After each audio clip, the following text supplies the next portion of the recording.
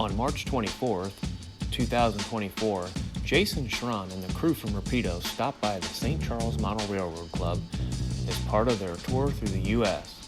Jason was kind enough to take time during the stop to share some of their information on the products and the stories from their road trip. I hope that you enjoy these stories as much as I did during his interview. I'm here with Jason from Rapido. How's it going? Good. We're really glad you came by. It's just a treat to have you here on site. So I was just kind of like, we've seen some of your product and we've seen what you're selling. What are some of the highlights of your trip so far? I mean, what are the lowlights of your trip? Adventure. So we were supposed to have a bus, okay? The whole point was Rapido's big American bus tour, March 2024. And we got to the bus and it wasn't even working. It went to be painted, and then at some point while it was being painted, the engine got damaged and the bus just wasn't going. And so it was my wife who had suggested to me, you should rent a minivan in case the bus breaks down. So I asked Josh, said, can you design us some Rapido big bus tour magnets that we can put on the side of a minivan? Thinking if the bus breaks down, we can stick it on a minivan.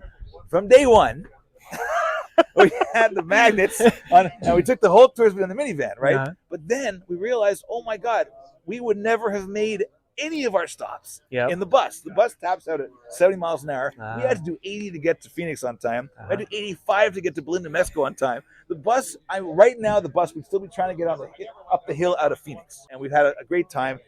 Jordan's been on the whole tour. I left Friday so I could just spend a couple nights with my family, and now I've come back.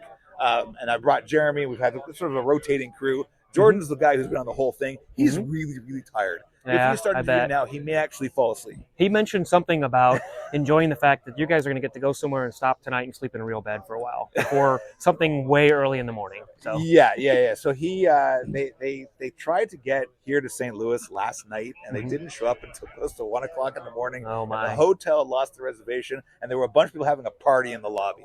And so Jordan didn't get a lot of sleep last night. So I'm taking over the driving now. And I have when we go on these big tours, we don't do that often. It's like you can't go to 10 p.m. and then start at 8 a.m. the next day. You just burn out, right? So you make sure you get in by 8.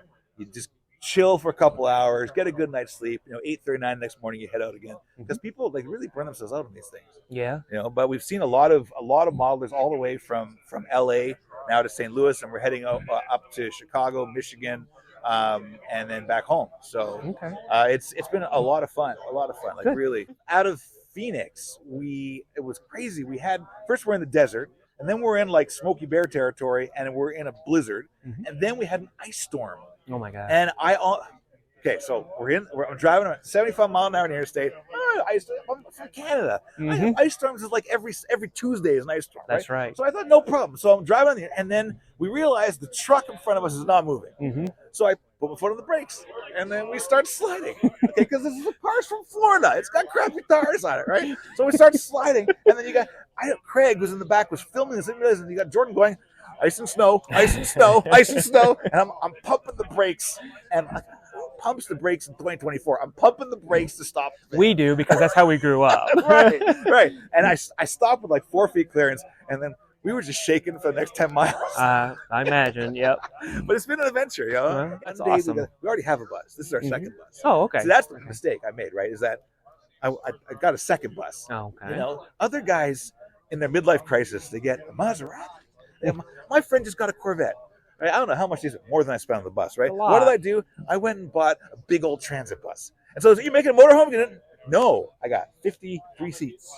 But then you can have all your friends with you. I can have my friends with me. So that was our plan. This new bus has reclining seats, reading lights, and no motorhome stuff. No, it's a bus. So now I can't actually drive 2 buses at once. So that's a problem. I'll figure something out. Well, I mean, anybody just talks nice enough to you, maybe you let them drive the buses. In Canada, you can. I think the same here in the States. You can't drive a bus without a bus license. You have to have a CDL. Right, exactly. We call it a CZ or CZ. But so here's the thing. I was in England, and a buddy of mine, there you can drive a bus with a bus license. And I was driving a double-decker Route Master bus, London bus, right? Cool. And then we pulled up at my friend's house. I was going to friends for supper.